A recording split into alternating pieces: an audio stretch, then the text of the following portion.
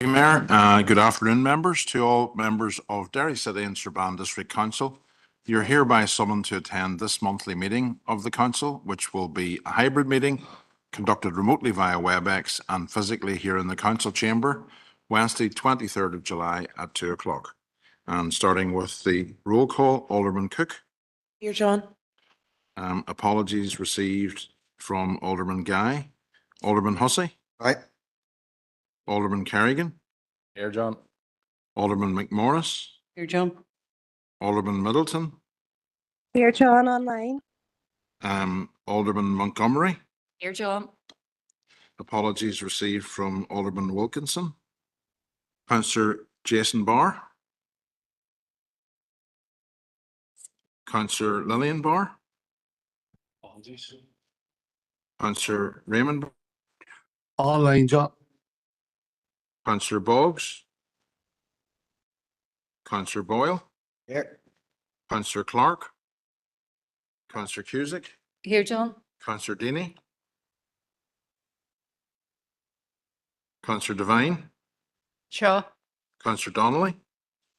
Councillor Alex Duffy. Shaw. Councillor Sandra Duffy. Shaw. Councillor Farrell. Here. Councillor Fleming. Shaw. Councillor Gallagher. Councillor Harkin. Councillor Hart. And Shaw, online. Who's that? Okay, sorry.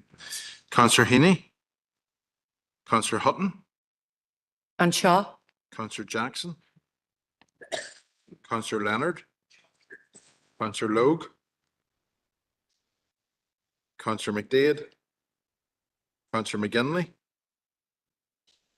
Councillor McHugh. Shaw. Councillor Mooney. Councillor Murphy. Councillor Norris. Councillor O'Farrell. And Shaw, Arlena, John. Councillor Riley. Online, John. Councillor Tierney. And Councillor Unilis. Shaw. Thank you, members. Thank you, John. I'll just read the broadcast statement. I'd like to remind everyone physically present at this meeting or in attendance remotely that this meeting will be broadcast live to the internet and will be capable of repeated viewing. This broadcast may be terminated or suspended in accordance with our protocol. Due to your attendance at this meeting, you are consenting to being filmed and to the use and storage of those images for broadcasting or training purposes and for the purpose of keeping historical records and making those records available to the public. Members and approved speakers are reminded to only have their mics and cameras on while speaking at the meeting and to use the chat facility to highlight a request to speak. A copy of the Council privacy notice may be found on the Council website. So members, then moving on to item 4, any declarations of members' interests? You could declare them now, or if you're online, you can put them in the chat box. Nobody indicating. So then that takes us to item 5, which is Chair's business. I have a couple of things I want to mention before going to the stuff that members have raised with me. Members will be well aware of, we had the Foyle Cup opening on Monday, and which is currently underway at present.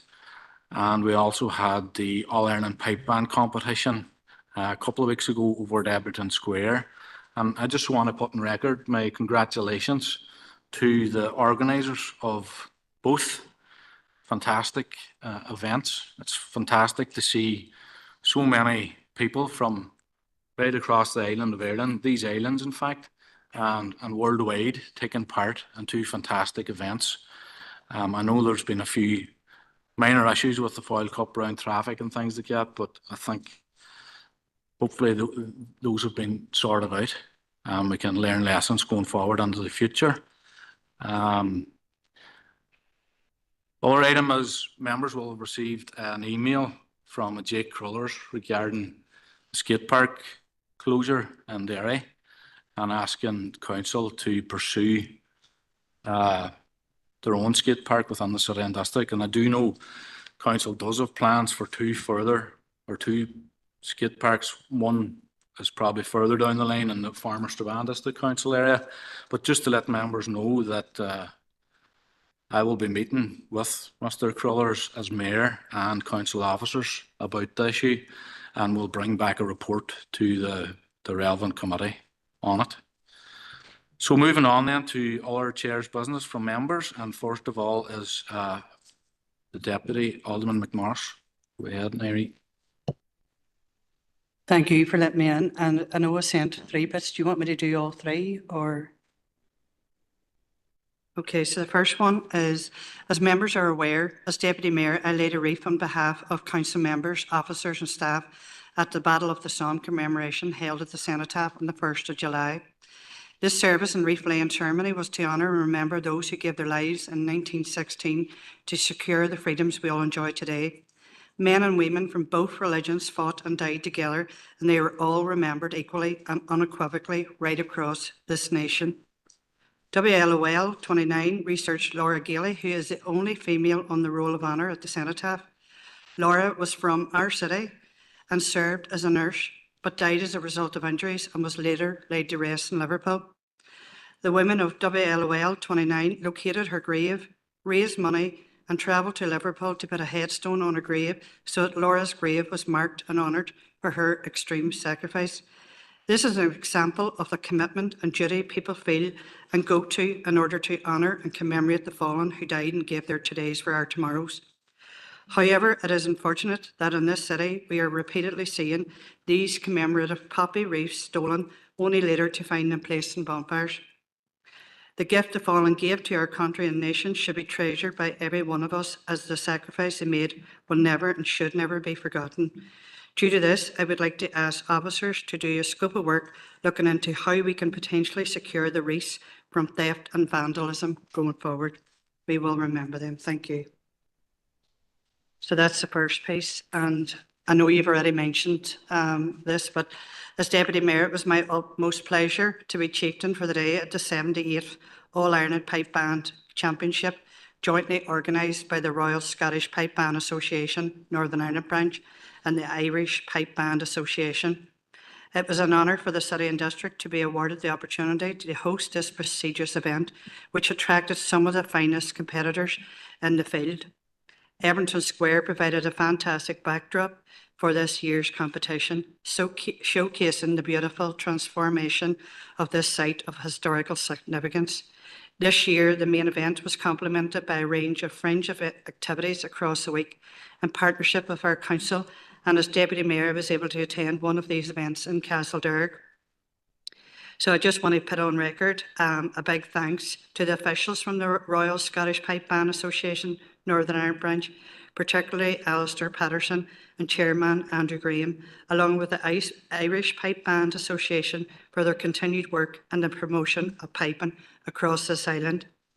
This competition brought huge numbers of spectators, as well as musicians, dancers and drum majors who took part in their respective competitions. I can honestly say it has been one of the highlights for myself thus far, and I hope this and other competitions come back to the City of Londonderry soon. So that's number 2. Thank you, Alderman. And just on that, it's remiss of me to should have thanked you for representing me No bother. for a part of the event in Everton Square. I had the pleasure of being there during the morning time, but unfortunately I had to leave early. And also at Castlederg, where I had a clash as well with the reception and the Alley Theatre. So thank you very much. But Alderman Hussey's looking in here on that item. Thank you, Chair. I want to come in 2 things. The first one is the Foyle Cup that you mentioned yourself, and congratulate all who are taking part. I know there are some hitches, etc. One of the hitches I think that has to be highlighted is when you were speaking in the Guildhall Square, the acoustics were absolutely atrocious. You couldn't be heard. So perhaps moving forward, somebody can look at that for next year. I'd love to have heard what you were saying, but I was further down and couldn't hear a word. So it has to be addressed. Secondly, with regard to the Pipe Band Championships, totally agree with Alderman McMorris on all of the sentiments that she has expressed, particularly towards the end, because I have been speaking with some of the people involved, and they are really keen to bring the Ulster Championships back. That can happen within 2 years, and I would hope that Council would endorse that and that officers would work with both associations, the Royal Scottish Pipe Band Association and the Irish Pipe Band Association, to ensure that that can happen. It can't happen this year because the venue is already allocated. But given this level of satisfaction that everybody has expressed with regard to the venue at Abington, they are keen that the Ulster Championships can perhaps be brought back. So I trust that officers, and I'm sure they will, work with the organisers to try and bring that to fruition back into our area. Thank you, Mayor. Thank you, Alderman. Councillor Tierney, do you want on this issue?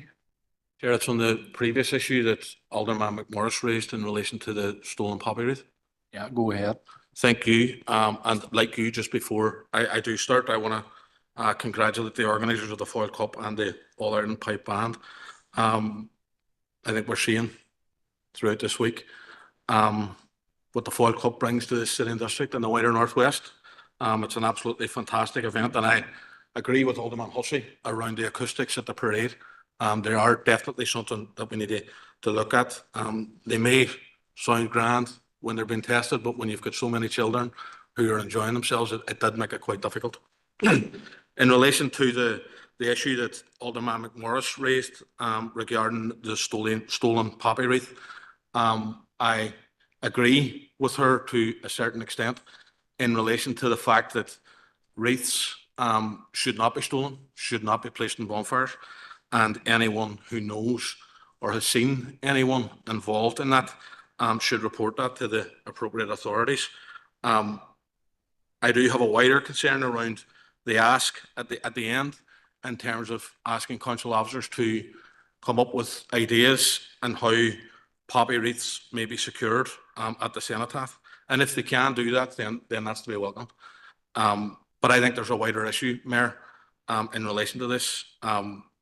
Alderman McMorris talked about poppy wreaths ending up on bonfires.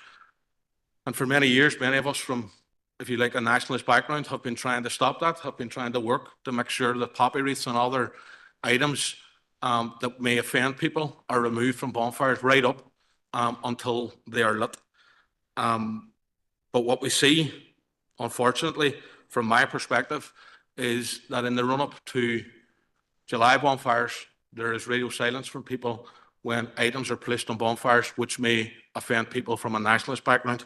And then in July, after the 12th, we all focus on August and the 15th, and particularly one particular area.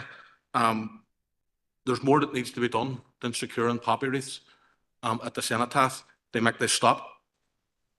There's more that needs done. For example, if we were to agree to recommit to working to do away with bonfires, then there would be no bonfire to place a poppy wreath on. But some people won't do that. Some people can't get there. I wish they could. It's certainly a place where I hope that we get there very soon. But securing poppy wreaths isn't the way to do this. Removing money from this council's good relations budget by the executive is not the way to do this. We need all support we can to build relationships between communities to try and bear in the tolerance for other people's cultures and traditions. And until that happens, you can secure all the poppy wreaths that you want. It ain't going to stop. There's a bigger conversation. There's a bigger piece of work to do than securing poppy wreaths. Thank you. So Yaller. Thank you, Mayor, for letting and I concur a lot with the previous speaker. I don't think council officers should be wasting their time on this and trying to police this.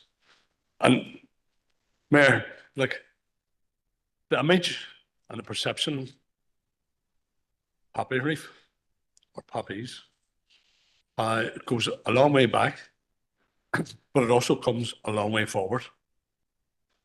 And the perception that it represents the British Army in itself in this country that was murdering people in the 20s, the 30s, the 40s, the 50s, the 60s, the 70s, the 80s, and the 90s. And that's what people see it as. And they see it, whether people like it or not, they see it as an image of hate, of murdering Irish people in Ireland. And that's what they see it as. And I don't think it's a job of council officers to be taking it. And I think that if anyone wants to lay a poppy wreath, they should do so and take up the protocol that others have taken. You lay the wreath and then you lift it, because they know that it's antagonizing people in the local areas and in the middle of the city centre and in other places like Strabane, Castledare. It just rattles people up, and that's all it's done. That's what the purpose of it is. So I don't agree with it. Thank you, Chair. Councillor Donnelly. Good Chair. Chair, look, I do not disagree with Councillor Gallagher's description of what the poppy wreath means to a lot of people within the Republican or nationalist community. Having said that, I do think that they shouldn't be burned on bonfires, and I think it's wrong, and I'm on record as saying that, Chair. But I agree with Councillor Tierney that the same pattern happens every year. We then focus. There's nothing has been said in this chamber about a sign on a bonfire that says no takes, only yards from a primary school that consists of mixed pupils. There's nothing been said in this chamber about it. Well, it could have been said at our meetings about burning people of colour and refugees in a boat. So I think it's a wee bit deeper than let's make sure that we secure these reefs. If we're really to tackle this, and then we wonder why these bonfires are attended by thousands, and most of them are adults, and then we wonder why our young people want to knock 10 bells out of each other because of sectarianism. Somebody needs to take the lead here, and it needs to be across the board. It can't be one side, and it needs to be called out wherever it is. Thank you. Thank you, Councillor Donnelly. Alderman McMorris, you want to raise your next item?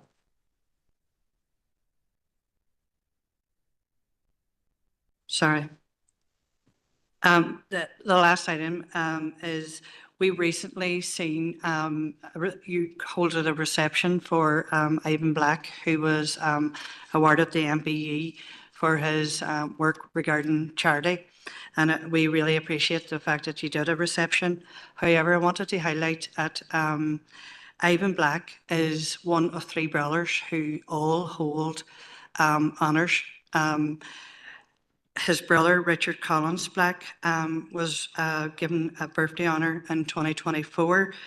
And George Black, his other brother, received a MBE for the because he was the Northern Ireland District Chairman for the Royal British Legion and for services to ex-personnel and their families.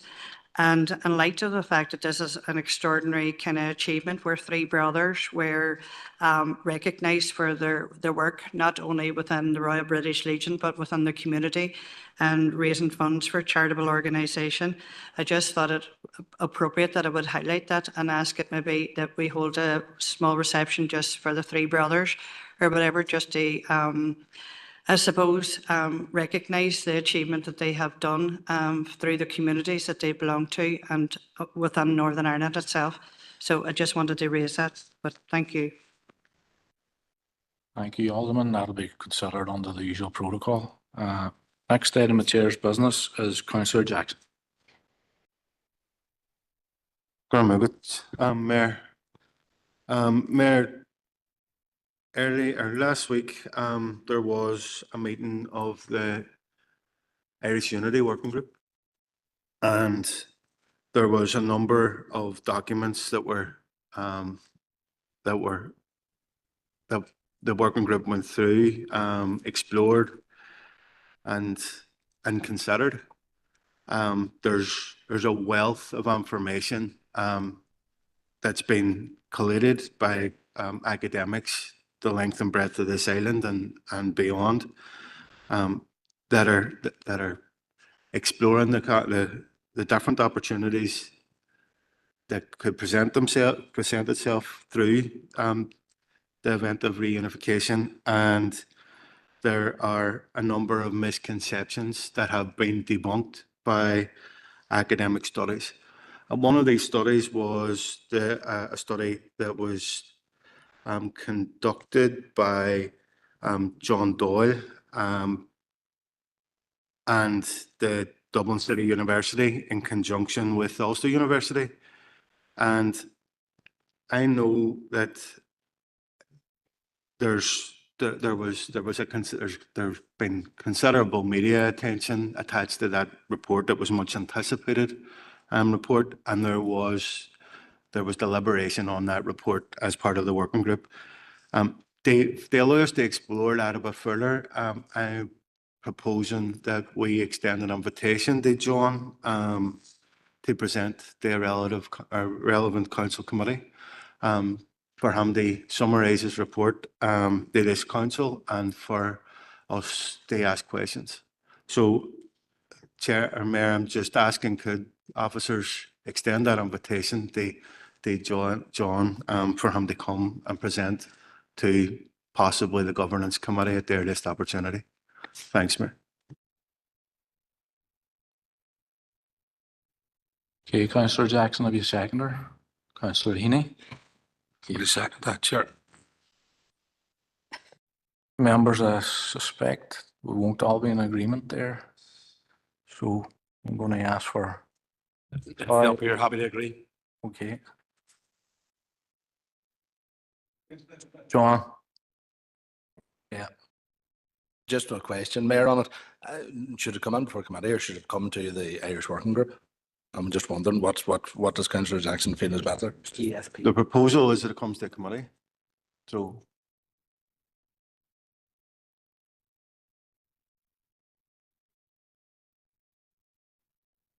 Members, do we need to take a vote or you can say but by party how you want to proceed? Through it, John. Sorry, Mayor, there's members online as well, so it's easier to do it this way. Alderman Cook, Against. Alderman Hussey, Yes. Alderman Carrigan, Alderman McMorris, Against. Alderman Middleton, Alderman Montgomery, Against. Councillor Raymond Barr, Or. Councillor John Boyle. Or. Members, should I assume that everyone else is for? Yep. Okay, thank you. Mayor, that's 6 against. Everyone else present is for, so the proposal passes. Okay, members, that proposal passes. Our next item of business is Councillor McGinley.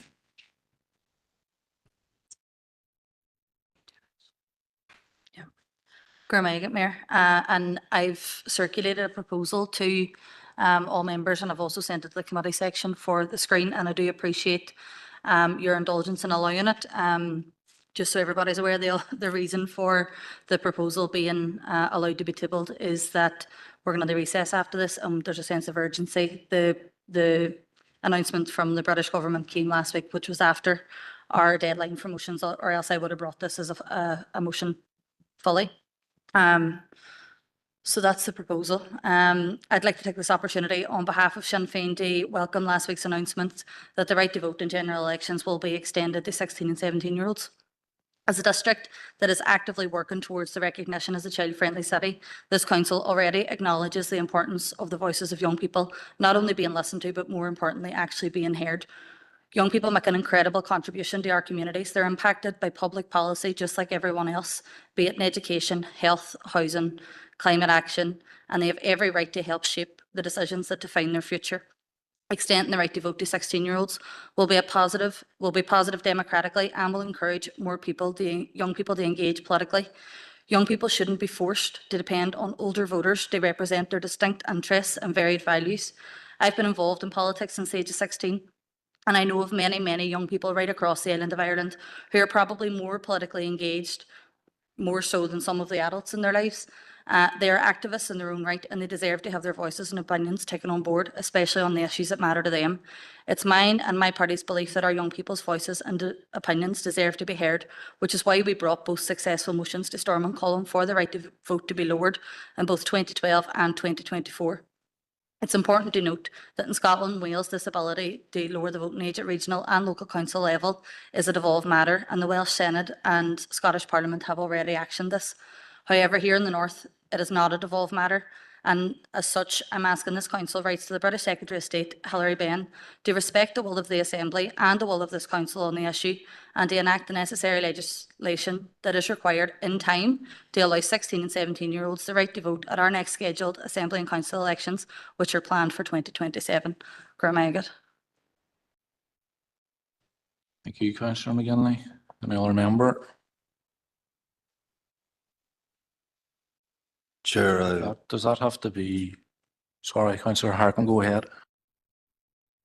Thank you, Mayor, and I'm happy to second that from Councillor McGinley. I think it is very good news that this has been agreed, and I want to commend the National Union of Students who have campaigned relentlessly on this issue, and the many other students over probably a generation who've made this demand, and it's a demand that we have supported here in the Council through numerous motions. And it's frustrating that the Westminster government has waited so long to do this, but it is welcome news right now. And I do think that we should urge that legislation is enacted so that 16 and 17-year-olds can vote in the forthcoming elections here in the North in 2027. It would be a real shame if this legislation was brought in and many young people who will be of voting age in 2027 will not be allowed to vote. And I have seen that some parties here in the chamber have opposed this.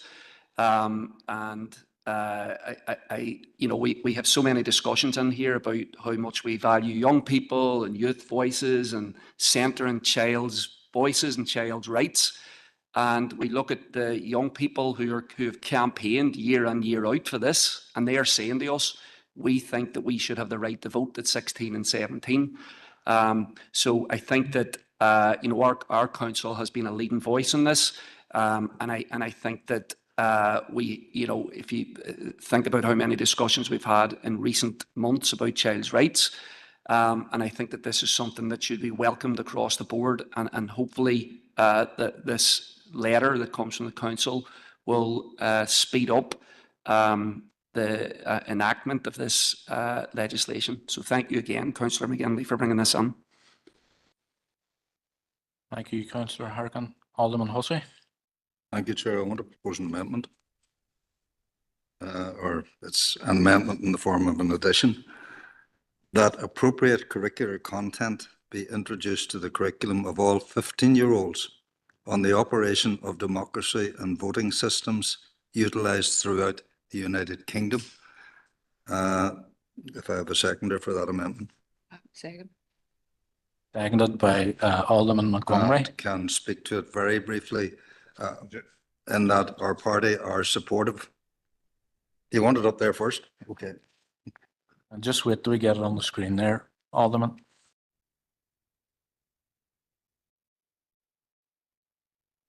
Mayor, meanwhile, can I just put in apologies for Councillor Jason Barr? Thank you. Yeah, no problem. Apologies from Councillor Jason Barr.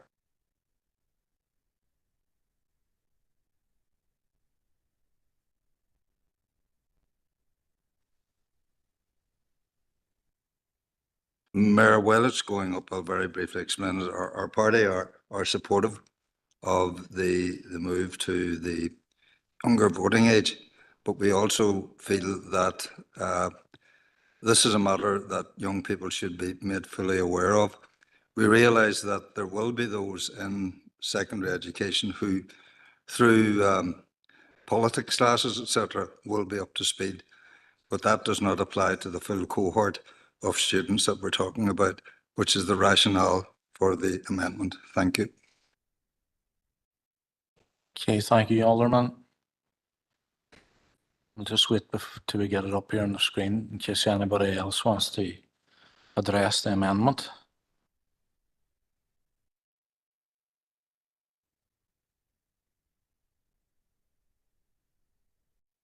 If anybody else wants to address the amendment? Councillor Tierney.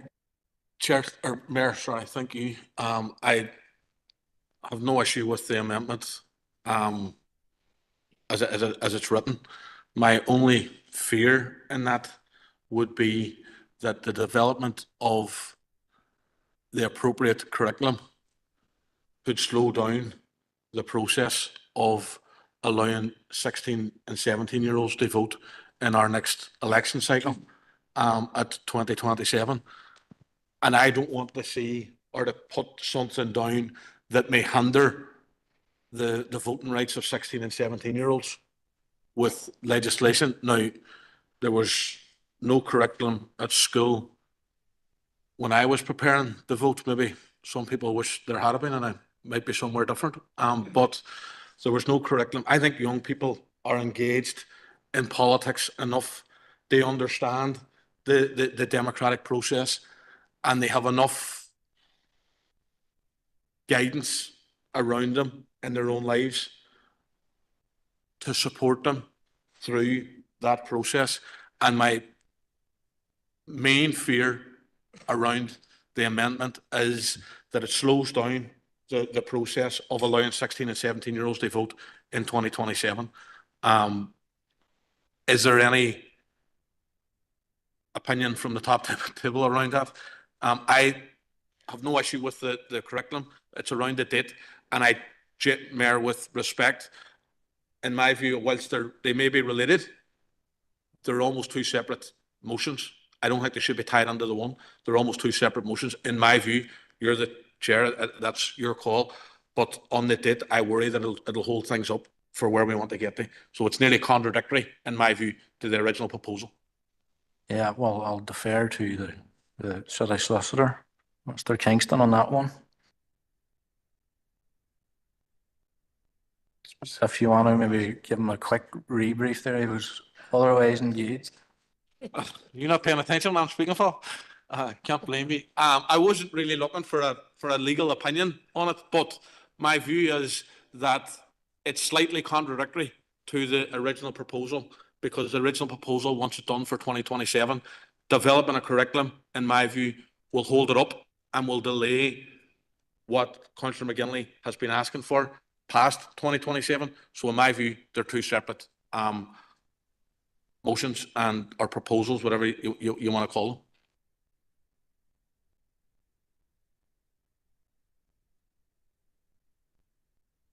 I'm reliably informed that it's not. It's a valid amendment. It's a valid amendment.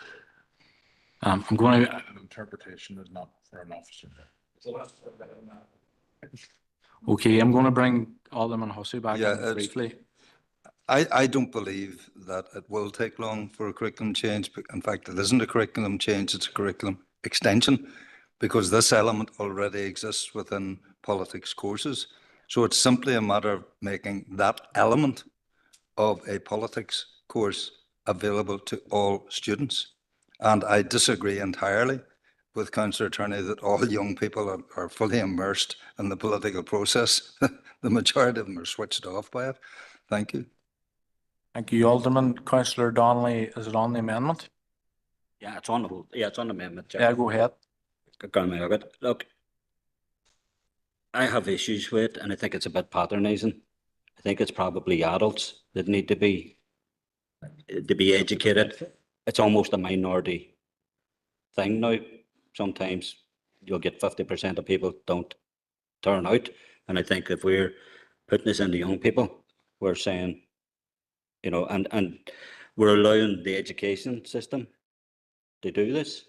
Like, what is the operation of democracy? Come from a Republican, what would that be? You know, and the United Kingdom. I don't think it's right, and I'll be opposing it. Pierce called the education system in Ireland the murder machine, and I don't think much has changed since. Thank you, Councillor Donnelly. Councillor McGinley on the amendment, is it? Yeah, go ahead. Mayor, and I'm just going to state that me and our party won't be supporting that proposal. I think it's completely missed the thrust of the initial proposal that was brought forward. I find it ironic that one of the oldest members of this council is saying that they can't trust young people, or that young people don't actually understand politics, where they're probably more clued in, as I outlined in my initial comments, than a lot of the adults that are in the room. So we'll not be supporting the amendment. I think it's a separate conversation in terms of curriculum. It's not relevant to the forthcoming legislation, so we'll not be supporting it. Thank you. Thank you, Councillor. Councillor Harkin. Thank you, Chair. And while I sympathise with Alderman Hussey's reasons, because I do think a robust curriculum that encourages young people across the board to participate in our limited democratic processes is a good thing. But look, the Education Minister is a member of the DUP. And the DUP, as far as I can tell, actually opposed the extension of the franchise to 16 and 17-year-olds. So we'd be handing over this discussion to potentially a party who will use it to slow everything up. And that would be a disaster for all of us, including yourself, who actually supports what the British government has decided. So for those reasons, I think that this could be, and I don't think that this was your intention, but I do think it could be utilised to slow down the goal of this council, which is to allow young people to vote in the next significant elections here in the north. Thank you. Okay, councillors, that's on the amendment. So can I presume that the Ulster Unionists and the DUP would be supporting the amendment and everybody else would be against it? Yeah, is that fair enough? Okay. Yeah, okay, so we'll return now to the amendment falls, so now we return to the original proposal from Councillor McGinley. Am I safe to make the same assumption again, or?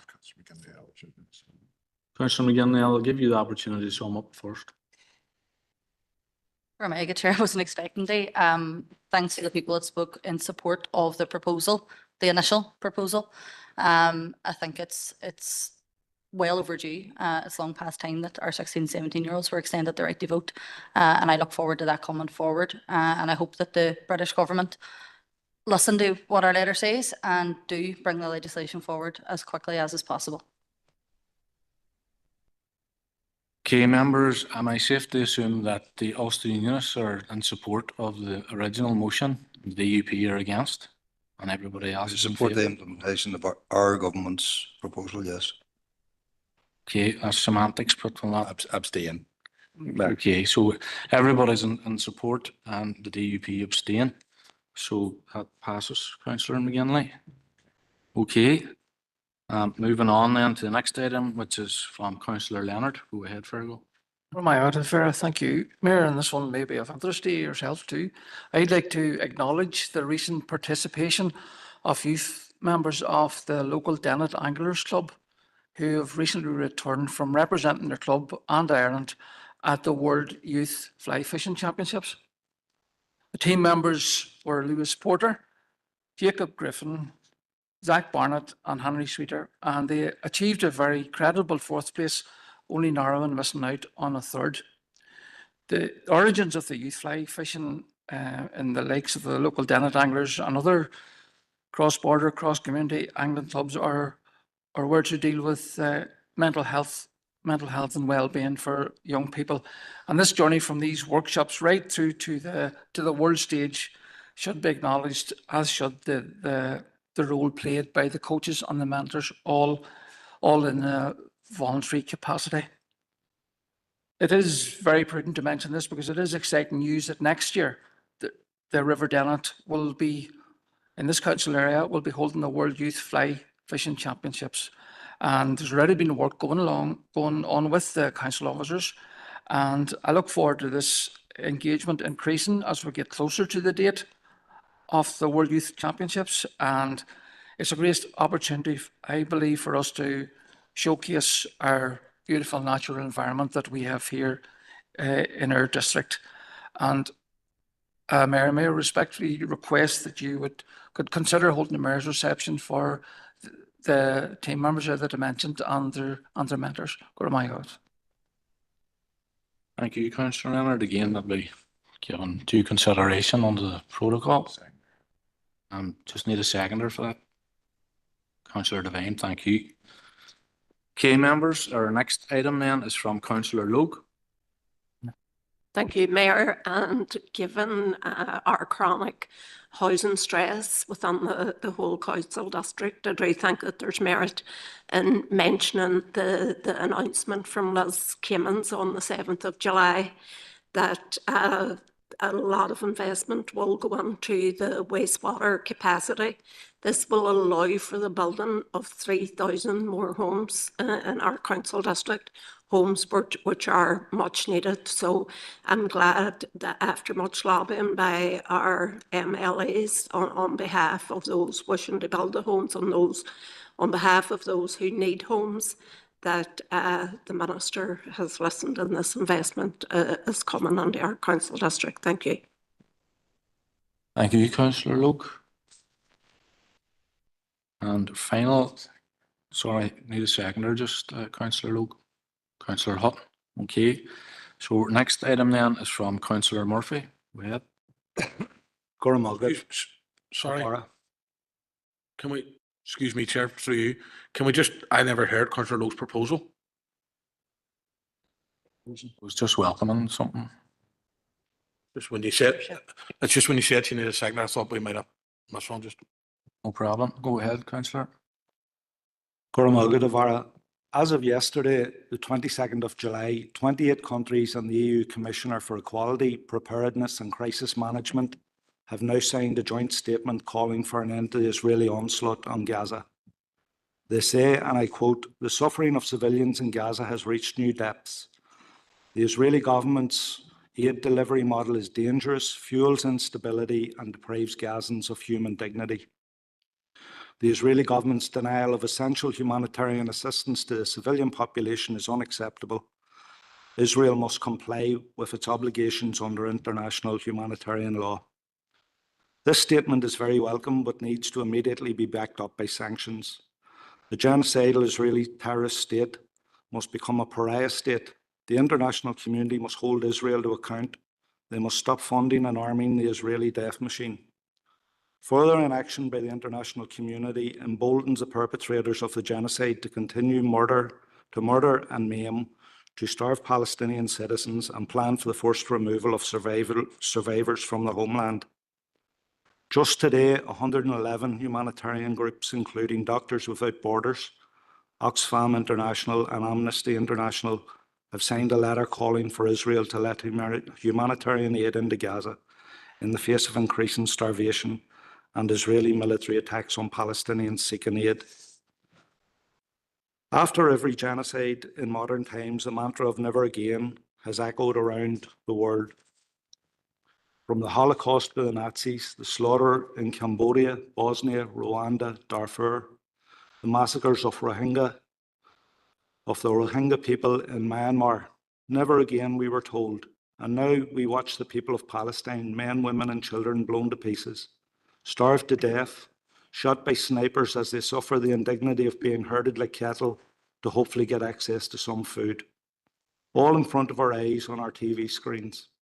What happened to never again? This is not a humanitarian failure. This is a deliberate policy. There are massacres every single day.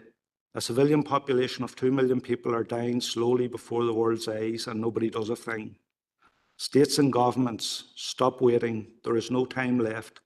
If you are a government that claims to follow human rights, you need to act now. We are begging you. These are not my words, but those of Bushra Khalidi, policy lead in the occupied Palestinian territory for the UK charity Oxfam. So, Akarja, let there be no doubt that we citizens of Ireland call for the international community to act now to prevent further death, whether through tank shells, bullets, starvation, thirst or disease. If the international community does not act now, and if international law is not implemented now, if this cruel genocide does not stop now, then any future calls of never again will ring hollow in the ears of humanity. Let there be no doubt that Gaza will endure, the West Bank will endure, and Palestine will be free.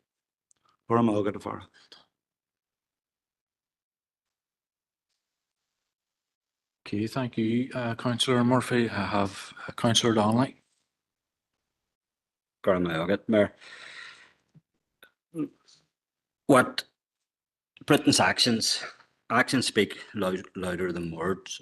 And unfortunately, what we're seeing from Britain is the old forked tongue. Lammy's on saying it this morning, saying about how hard he is on Israel.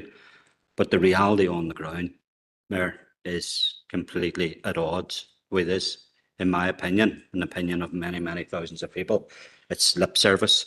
And basically what these people are trying to do is that they've aided and abetted a genocide, and now they're trying to box tick in order to save their own bacon. But history will record them for what they really have done. And I think if we need proof to see how serious they are about tackling this issue, we just need to look at the Palestine action ban and what's resulted from that, where over 100 people in Britain have been arrested on terrorism charges.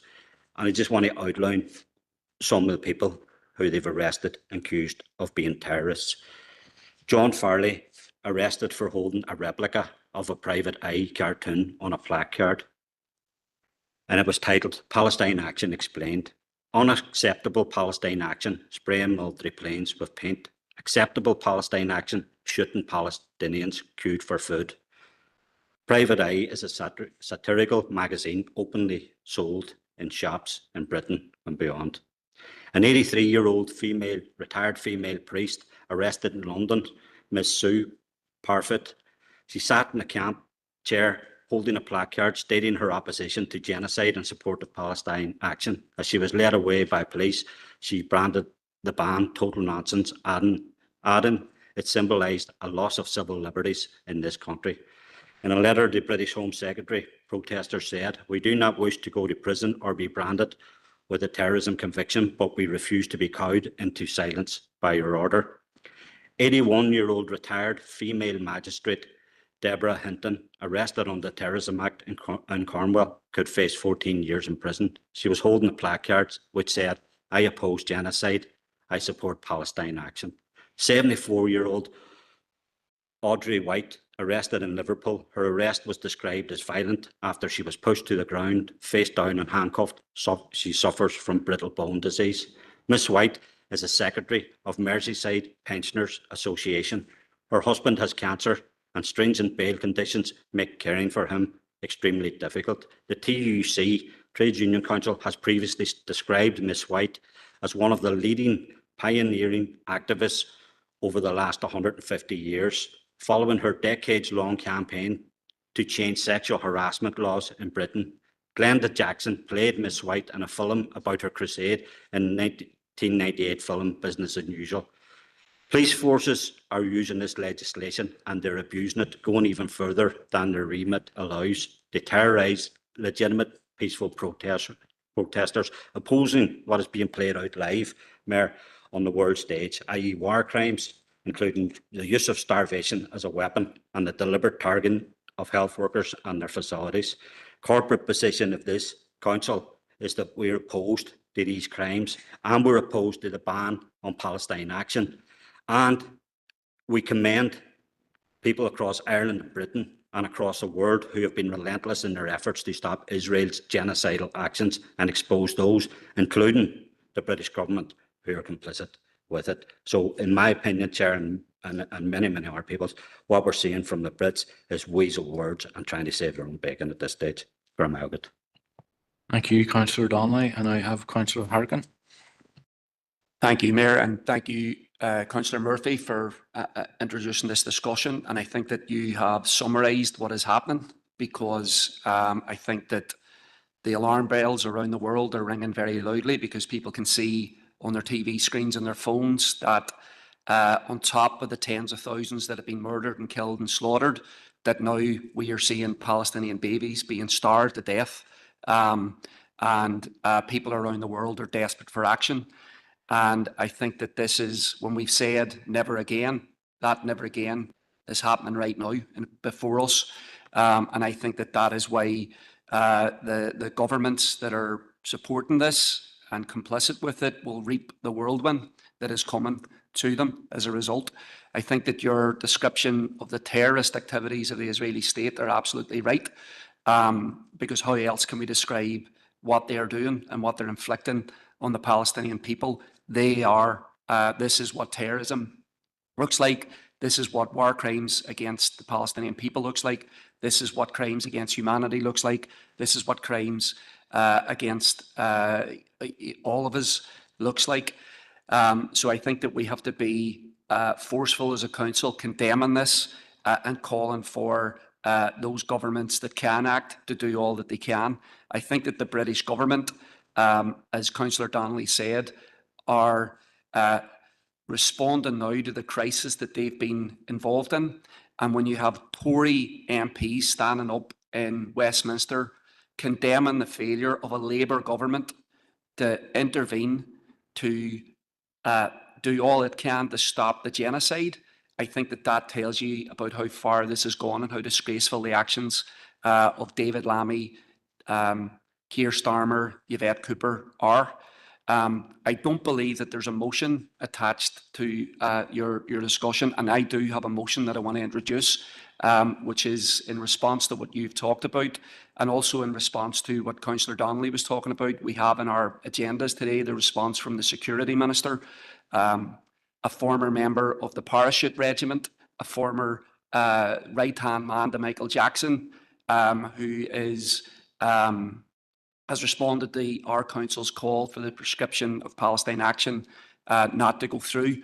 So, Mayor, I'm happy to bring that in now, or we can do that through the minutes where there is different opportunities to talk about Palestine and Palestine Action. But I do believe that we need to, this is the last council meeting we have now until September, and I do think we have to come out of this council meeting with a really strong, united message, because as we all know, Israel is, they are starting a concentration camp. That is the only way you can describe what they're building in Rafah. It is a concentration camp to starve people to death, to murder people inside it, and then to deport out of Palestine those who are left. So I think that we need to, with your support, Mayor, at some point, either now or at another point in the meeting, to put forward a motion on this, and I'm happy to move this now. Thank you, Councillor Harkin. And I did receive your proposal. I have to say, it was at 17 minutes past 2 while I was up here. But on this occasion, because of the urgency of the matter, I am prepared to allow it. And I would prefer if I'll take it now rather than under the minutes. So if you could put the proposal up on the screen via the clerk, I would appreciate it. Well, thank you, Mayor, for doing that. I really appreciate it. And I think that supporters of Palestine across Derry and across Ireland will appreciate that as well. And just to say that Councillor Donnelly has seconded it. Thank you, Councillor Donnelly. Look, we, you know, a number of us that have spoken have already really spoken to this motion. I mean, we are at, to say we are at an urgent moment, I think doesn't quite capture what is happening right now in Gaza. Children are being starved to death. There's been over 1,000 people shot dead while they queued for food.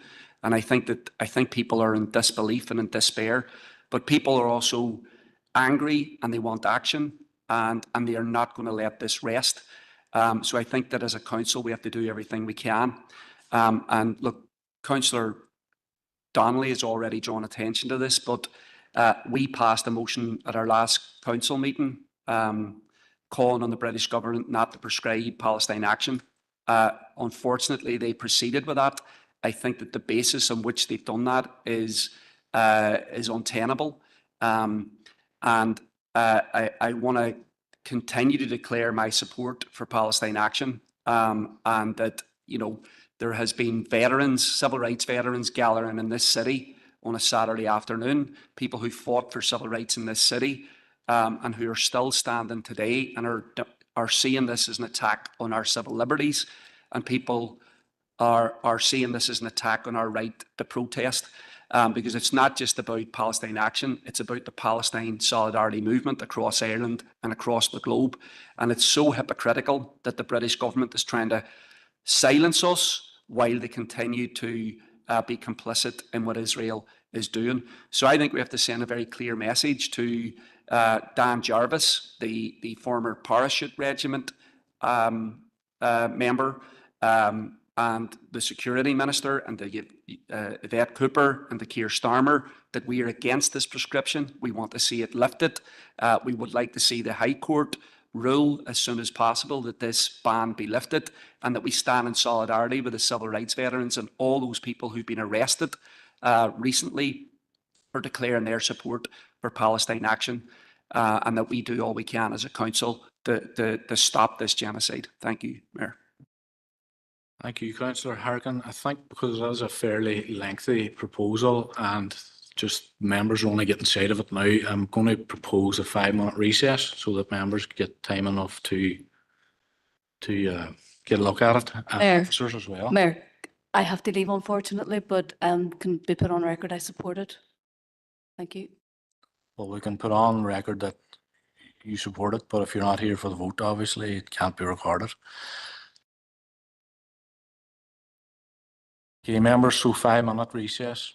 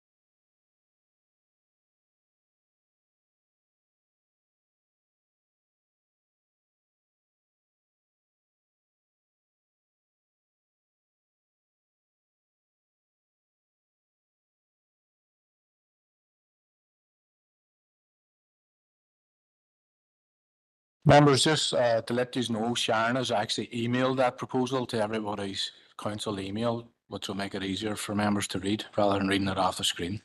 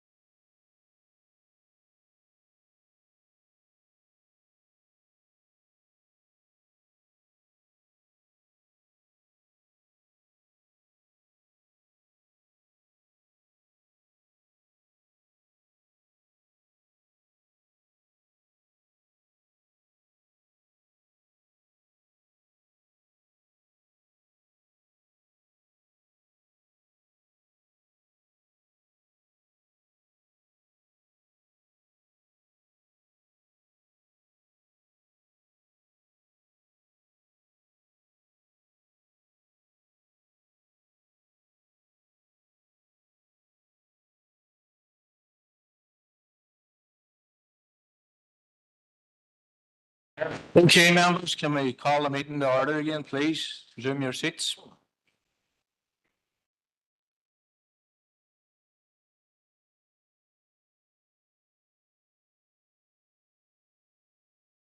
Okay, councillor Harkin, your motion has been proposed and seconded, and you've had a discussion with both the chief executive and the city and district solicitor, who have advised you that part of that motion is inadmissible.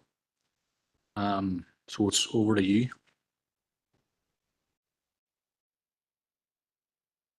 Thank you, Mayor. And I'm aware that I've got to speak a couple of times in this session, and I know other people are eager to as well. So, yeah, look, I think if Philip would be willing to give us his opinion on a couple of paragraphs or sentences that he's pointed out to me, that would be helpful for this discussion. Thank you.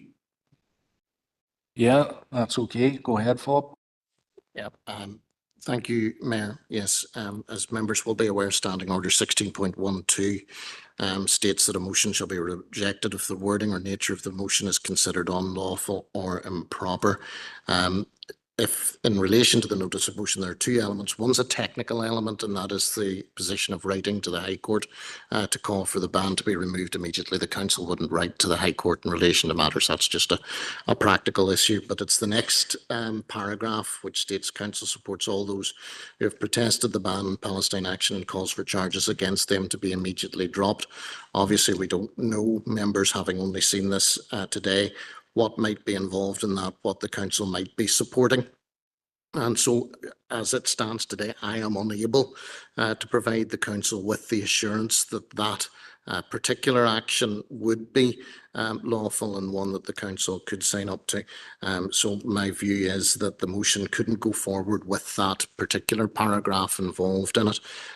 Content that if that paragraph was removed and the call for the writing to the High Court to be removed, that the rest of the motion could legitimately be placed before the council for debate today.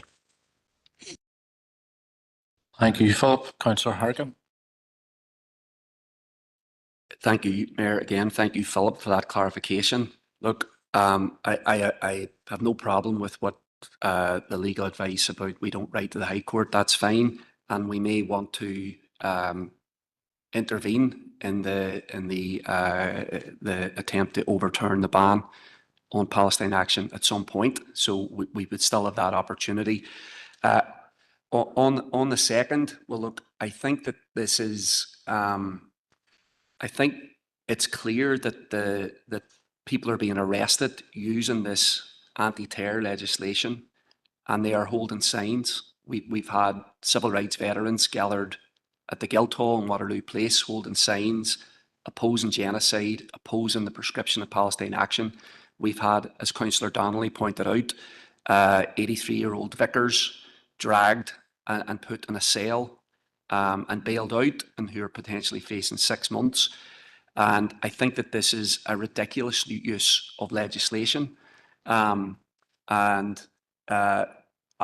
think that we as a council, as we have stood with other people who've been arrested for doing BDS actions in shops here, where it was peaceful, direct action.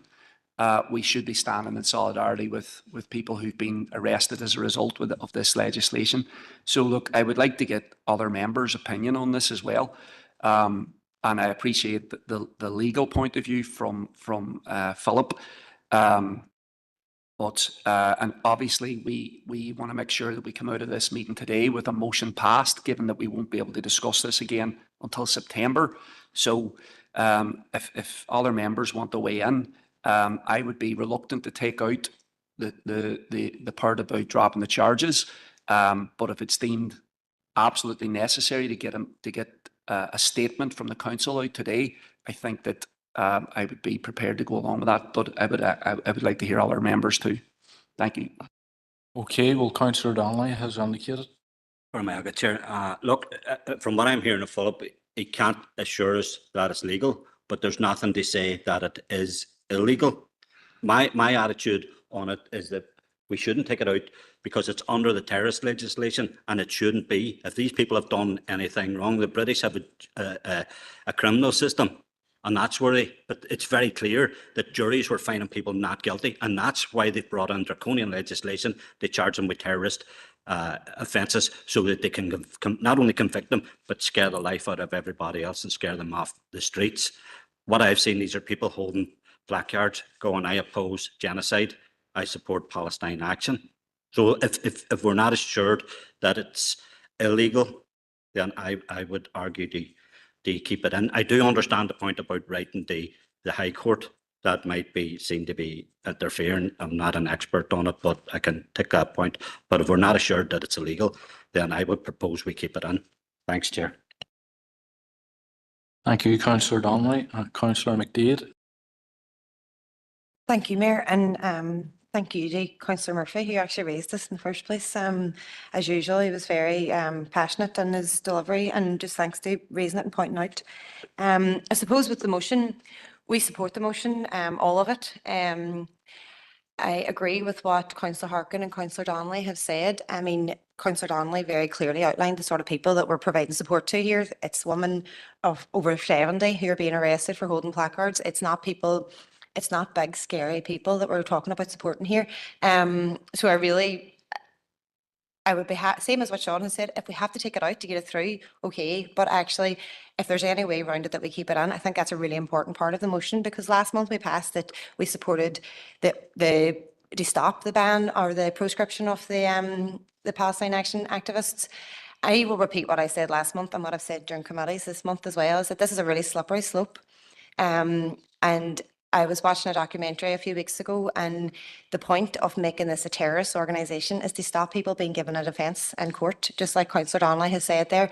And by doing that, the government is putting us all in danger. So if you go out and you protest genocide, then you are potentially going to be done for supporting a terrorist organisation. And I just think that's a really, really slippery slope, and people are already living in fear, and it is stopping people coming out to the streets. So if we can, we should be keeping it as full. But like I say, if we have to take it out, we can take it out, but we'll be supporting the motion. Thank you. Yeah, thank you, Councillor McDaid. Members, I'm going to bring in the Chief Executive here just to clarify that point, because it's not down to us as a matter of vote. You know, it either comes out or the motion won't be put to the floor. Simple as that. So, Chief Executive. Yeah, sorry, Mayor and members, obviously we're dealing with it in live time. I mean, the Philip's opinion is that Philip's opinion is that he can't give assurance to members on the third paragraph that is a valid, admissible, legal form of words.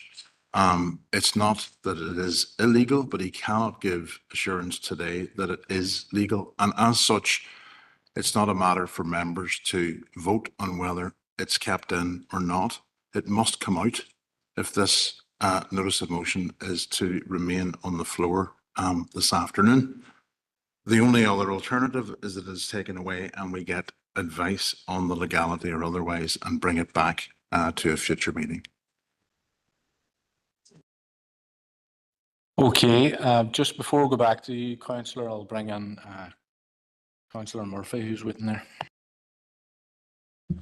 I don't think we should lose sight of the fact that people are starving to death and dying from thirst and being murdered willy-nilly by the Israeli government while they queue for food.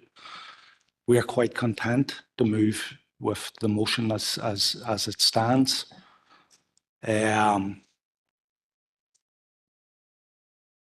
Because of what is happening. This is so serious. It's not that long ago, actually, that our own party suffered through legislation like this from the British government as well. And their attempt to proscribe Palestinian Action as a terrorist organisation is the latest in a long line of authoritarian moves aimed at silencing and criminalising the Palestinian solidarity movement. This is a draconian attack on the basic democratic right to protest and a clear attempt to distract from the ongoing genocide in Palestine. The British government is complicit, and let's remember this, in that genocide, aiding and abetting Israel's war crimes in Gaza. Rather than banning protest groups that highlight the slaughter and starvation of innocent, defenceless civilians, the British government should end all arms sales to Israel and impose political and economic sanctions. We will be supporting the motion, and we will be supporting Palestine, the Palestinian people. Thank you, Alvar. Sir Jackson? And I respect the advice that we've received from a city solicitor and our chief executive.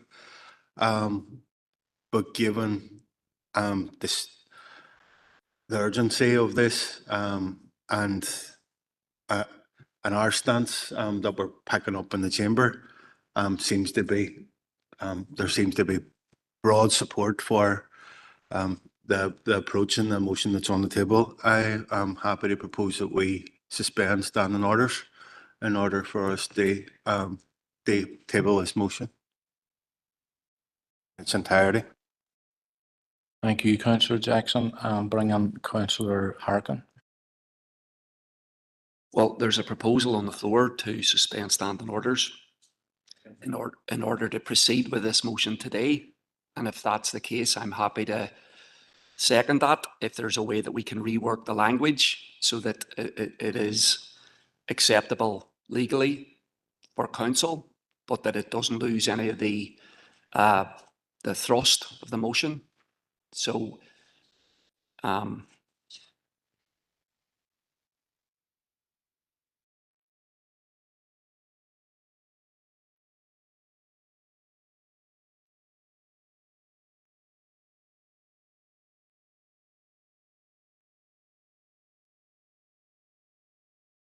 Members, I'm being advised that the suspension of standing orders doesn't alter the legal advice.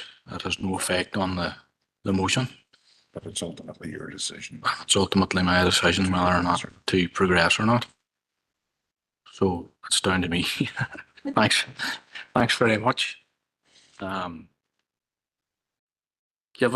think given the importance of the issue and the urgency of the issue, that I don't think we need to suspend standing orders, but I am prepared to let the motion go to members for a vote as is. So, does anybody else wants to make a contribution before we? Yeah, I'll be hand up there for quite a while.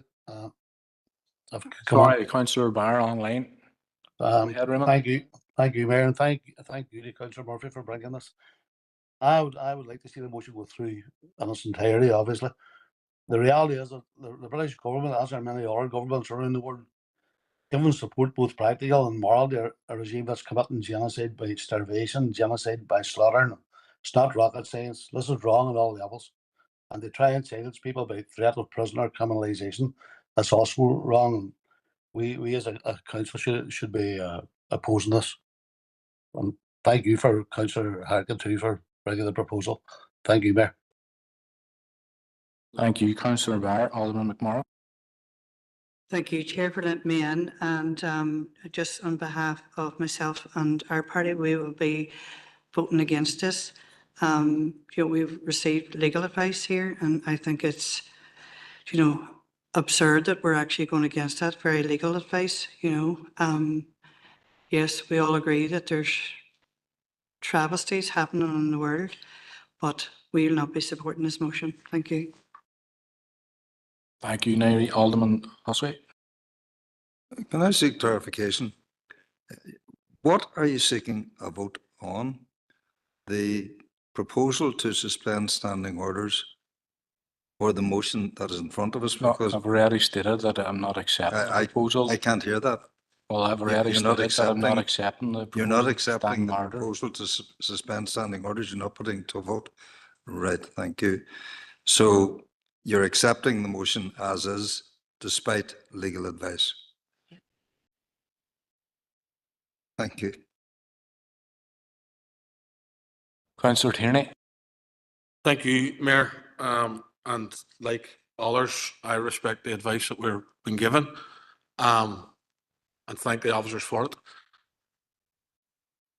Councillor McDade has already committed our support to the proposal, whether said paragraph is in or out. My question is more around how we've got to where we are now. Initially, after the break, we were told, in my view, very clearly, that for that proposal to come to the floor, that paragraph, the third paragraph, needs to be removed. Councillor Jackson suggested a suspension of standing orders to allow that to go ahead as is, which we were going to support. And now we're being told that you have the authority to allow that to go ahead. Can you explain how we got from it needs to be removed to it's your decision? I welcome and support your decision, but I'm just a wee bit vague on how we've got from absolute has to be removed to it's your call. Well, that was on the advice of the city solicitor, that it had to be removed before it could go to the floor. Subsequently, Councillor Jackson said that he wanted suspension of standing orders, which was seconded by Councillor Harkin. And on further advice, I was then informed that the decision, whether or not the proposal as is goes to the floor, is ultimately a decision for the mayor. So my decision was that I was content to let it go to the floor as is without a suspension of standing orders. So that's the current situation. That clarified?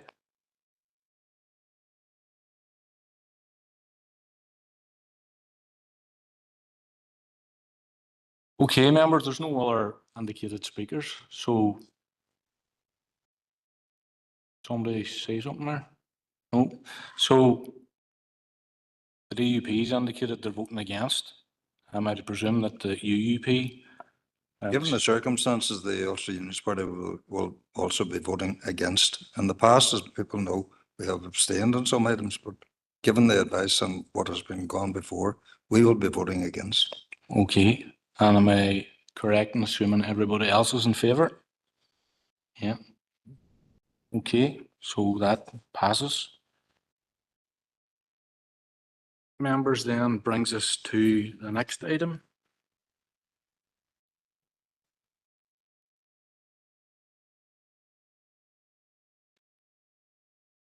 Which is item 6, the confirmation of the open minutes of the meeting of Derry City and Strabane District Council held on Wednesday, the 25th of June, pages 7 to 38 for accuracy.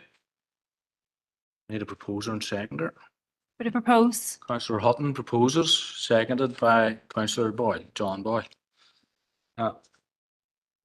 Sorry, anyway, Chris. Matters arising. Alderman Hussey. Thank you, Mayor. It's C233/25, A5 Road Court ruling. I've been contacted yesterday by a landowner who has been impacted by all of the things that have surrounded this whole issue. He supports the A5, but some of the stuff he was telling me about how his land has been taken is extremely worrying as to the actions of both department and the contractor. There's a section of his land, he didn't know what it was taken for. In fact, he has two sections of land. One is the actual road. Another section of his land has been taken to rehouse newts and badgers. And he's best pleased because there is other land available that he would have gladly said, you know, you can rehouse them there. They moved in with absolutely no notice and started to carry out this work on his land, and the land's at Ardstraw. Now, as I say, this is somebody who actually supports the A5 and was working along with everything. So I trust that council will agree that we should be concerned at the failure of DFI and contractors to engage properly with all landowners prior to their apparently premature actions, which have now been further impacted by the latest council court ruling. Thank you, Chair.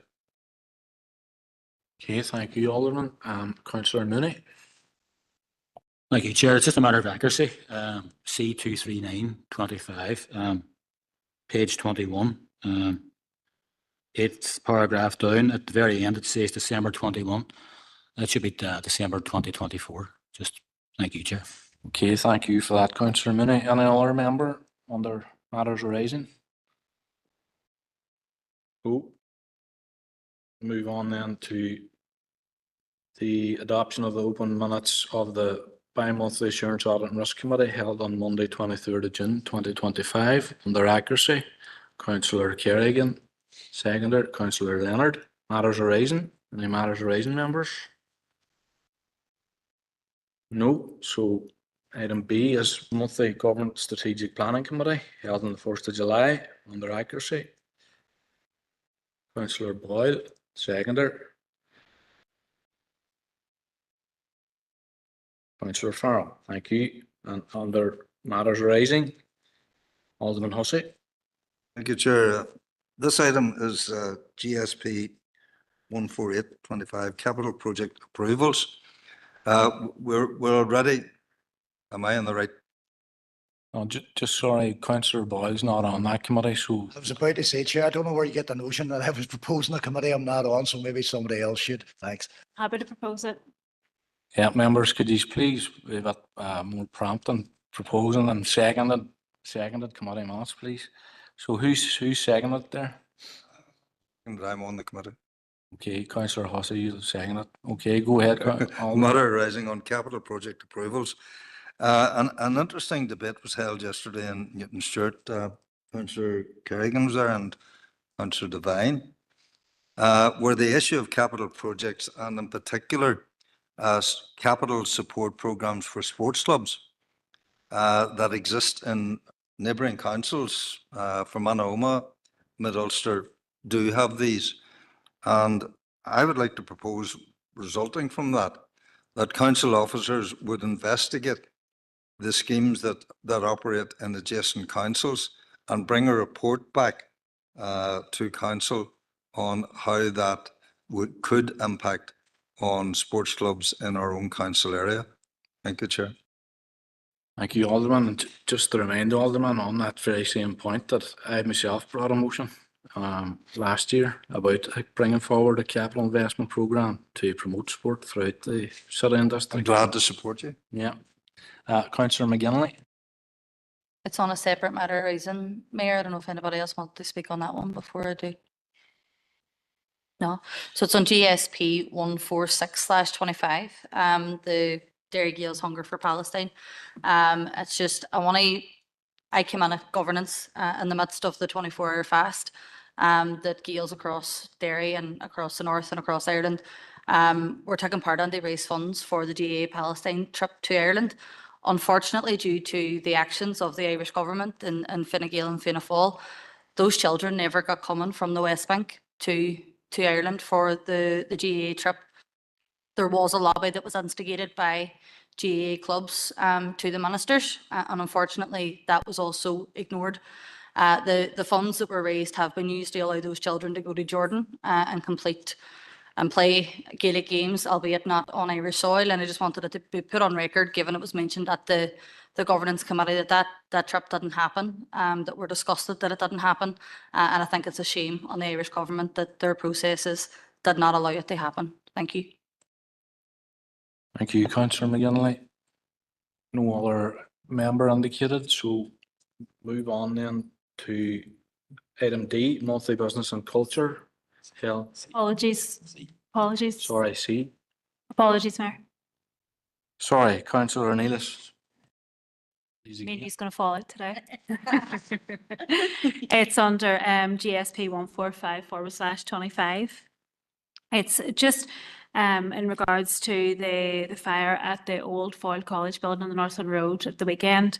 I just want to put on record my condemnation of the needless fire and destruction of the old Foyle College building. It's a complete reminder of the fragility of our built heritage, especially heritage buildings which are lying derelict. I was on the scene at the night and would like to commend the fire service who worked at the site, and it's just a shame that more of the building wasn't able to be saved. This house, originally built for William Tilley in 1869 of Tilley and Henderson, at the height of the Industrial Revolution, an absolutely stunning building. And it's just, you know, these buildings that are lying derelict, they're vulnerable to weather, they're vulnerable to destruction, and are just, it's a shame that it happened. I just want to put that on record. Gormagat. Thank you, Councillor Neelis. Councillor Gallagher. Thank you, Chair. Just us on the same issue. And Chair, like, I was listening on the radio the other morning and I heard some condemnation on it, and from some politicians, or a politician maybe. But and that condemnation, there was a broad sweep at young people. And I think it was a terrible indictment on a politician to blame young people when there was absolutely no evidence whatsoever that it was young people. And when we find a lot of these historic buildings that have previously in this city gone on fire, it's been to the benefit of developers, not young people who so-called antisocial behaviour and setting fires. No evidence, but blamed a certain group in our society for responsibility without any evidence whatsoever. I'm not talking about yourself now. Not talking about the previous speaker, but I'm just saying on the radio, we should be challenging when something happens and it's young people without any evidence. Thank you. Okay, members, that brings us then to item C, monthly planning committee held on Wednesday, 2nd of July, under accuracy. Proposed Councillor McMorris, seconded Councillor Montgomery. Any matters arising? No matters arising, so move then to item D, monthly business and culture committee held on Tuesday, 8th of July, under accuracy. Alderman Hussey. Under accuracy, Chair, ER 15825. We're on item D. Which one are you on? Culture. Sorry, business and culture. Way ahead, go on ahead. Okay. Chair, myself regarding accuracy, I was at that meeting, but I haven't been marked as being present. Okay, Councillor Donnelly was present at the meeting, but hasn't been marked as such, so that'll be amended. Need a proposer and seconder, folks, from members of that committee. Councillor Farrell, seconded by Councillor Cook. Yeah. Where now? Thank you, Mayor. It's BC 130/25. And this was in regard to the discussion about the city hotel workers. And I wanted to report that the workers, after our discussion, the workers and the union were able to go to the Labour Relations Agency with the management company, which is what they were asking for. So that was a very positive step, and those negotiations ended up very positively, where workers' demands, in most part, were met. There's more work to do, but workers were very positive about the outcome of those negotiations. And it's also been agreed that SIT2 is the collective bargaining representative for the workers at City Hotel, which was also a very, very positive thing. And this is what the workers there were asking for. And at a recent meeting that the workers had, they wished to extend their thanks to members of the Derry City and Strabane District Council who supported the proposal, basically backing them up.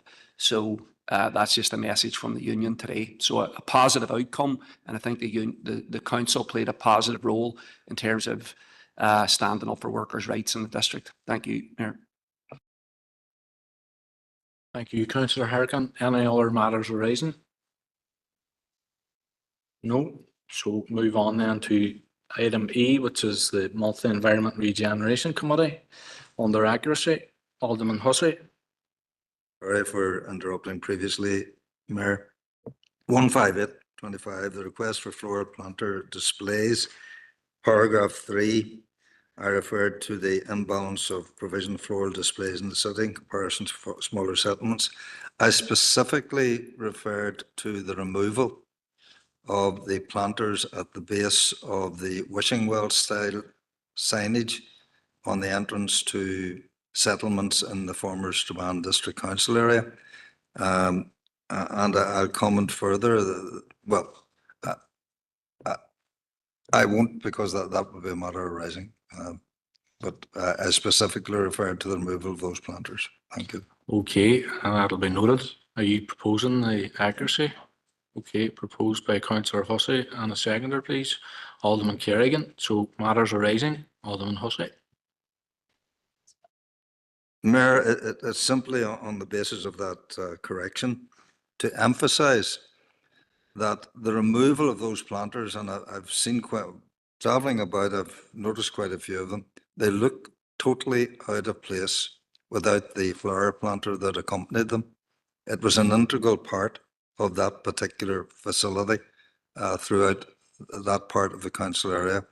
And I honestly believe that those planters have to be replaced to bring those wishing well signs to their proper status that they were meant to be. Thank you, Chair. Mayor. Okay, I'm going to bring Karen in there just. Yep, through you, Chair. Members, it relates to ER 161, which relates to the street naming report. We deferred recommendation 5.2 and 5.3 to check the committee report. I had Kerry recirculated to members, and the report presented to committee has been verified and is correct. The properties along the front, 1 to 8, will be Tamnairn Drive, with the 6 at the rear, known as Ervie Mews. And members, I'm just wondering if you are happy now to approve that report at committee, at council today. Members. Yep. I propose that. Mayor. Councillor Norris. Seconder there. I'll second it, Mayor. Seconded. Councillor McGinley. None against, so that's passed. Councillor Norris, are you looking back in on another matter? No problem. Okay then, members, we'll move on then to item F, which is the monthly Health and Community Committee held on Thursday, 10th of July, under accuracy. Proposed Alderman McMorris, seconded Alderman Montgomery. Matters arising. Councillor Devine. Good, Mayor. It's HC 16725, and I had raised it, the proposed removal of emergency general surgery from the SWA, and since that meeting the Trust have decided now to pause their consultation. So I suppose I welcome that, and hopefully this will give them an opportunity now to review the whole consultation process. There needs to be a robust and meaningful public consultation that involves all of the communities that are affected by that decision, and that includes the people of West Tyrone, because they will be significantly impacted by the removal of the services there, especially in my own area around Castlederg. People have been left feeling that their views and their concerns aren't being listened to and they're not valued. So the onus now is on the Trust to rebuild public confidence and to listen to everybody that's been affected through meaningful public engagement. And there also needs to be a plan for the SWA that outlines how it will be supported to meet the needs of the communities going forward. Mayor. Thank you, Councillor Devine. Alderman Hussey. Thank you, Mayor. And thank you, Councillor Devine. Fully endorse and support Councillor Devine's comments. The postponement, there has been a tremendous backlash to the announcement, and indeed a backlash to the nature of the way the face-to-face consultation was to be carried out. It's extremely disappointing that particularly the first face-to-face, which was taking place in Fermanagh, it was cancelled postponed at the last minute, and folk were actually on site when that postponement was announced. And further, the Waterfoot face-to-face was also postponed, but fully endorse the issue that the people of West Tyrone, and indeed the Omagh end of Fermanagh Omagh, need to be part of that face-to-face consultation as well. The knock-on implications, not alone for SWA, but for Altnagalvin, have to be taken into consideration. and indeed consideration of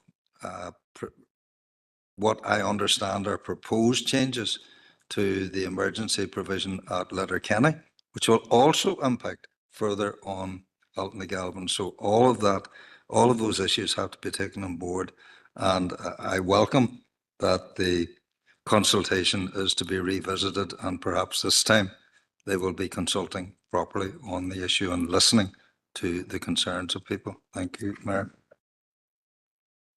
Yeah, point well made. No other member indicated, so move on then. I just comment on HC 17525. You can. The Derg Active project. And it's just to inform members we've had a positive outcome to the discharge of planning conditions in relation to the pitch at Mitchell Park. So we intend on the basis of that to proceed to award a contract from the 11th of August, and that will be a 29-week contract. Delivered by Quinn Contracts. I suppose the second piece of news is that the second phase of the diamond works are now going to proceed. So the pre-contract meeting was held yesterday, and we anticipate that that contract will commence on the 22nd of July in 2 weeks' time, and due to be complete by roughly February 2026. All things considered in terms of weather over the winter period. So we'll continue to keep you informed through the project board and steering groups members. Thank you, Karen, and all credit to the officers involved in getting especially the Mitchell Park project over the line eventually. Members, so that takes us to item 9 then, which is the Gallipoli anniversary tour. I'm not sure which officer is taking this. Is it yourself, John? Mayor, it's there for members to consider whether they wish to consider attendance by an elected member on behalf of council. The policies are outlined and the paper is self-explanatory. Okay, members, for members' consideration.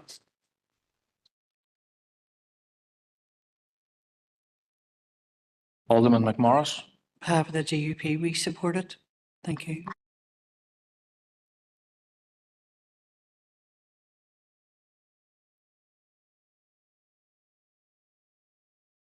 Okay, and a seconder. Councillor Cook. Okay, members. Councillor Donnelly. Chair, I won't be supporting it.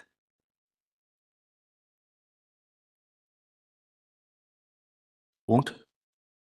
I think it'd okay, be a waste of without the vote of Councillor Donnelly, that is. Repairs money, Chair, and I think that if anybody wants to attend it, they should pay out of their own pockets rather than putting. Okay, Councillor Donnelly.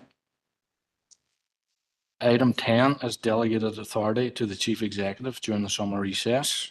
I think fairly self-explanatory. Proposed by Alderman Hussey, seconded by Councillor Boyle. Need a proposer and seconder to go on the confidential. Councillor Leonard and Councillor Cook, thank you.